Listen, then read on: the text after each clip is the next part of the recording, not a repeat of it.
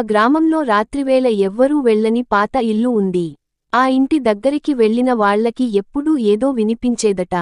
ఒక రోజు రవి అనే యువకుడు ధైర్యంగా ఆ ఇంట్లోకి వెళ్లాడు. లోపలికి వెళ్లగానే తలుపులు స్వయంగా మూసుకుపోయాయి. గాలి లేకపోయినా కిటికీలు గట్టిగా కదిలాయి. అద్దంలో తన ప్రతిబింబం కనిపించలేదు. అకస్మాత్తుగా వెనుక నుంచి ఒక చల్లని చేయి అతని భుజంపై పడింది. తిరిగి చూసేలోపే ఎవ్వరూ కనిపించలేదు. అతను పరుగెత్తి బయటికి రావాలని ప్రయత్నించాడు కానీ తలుపు తెరుచుకోలేదు. చివరికి ఒక గట్టిగా నవ్వు వినిపించింది. మరుసటి రోజు నుంచి రవి కనిపించలేదు.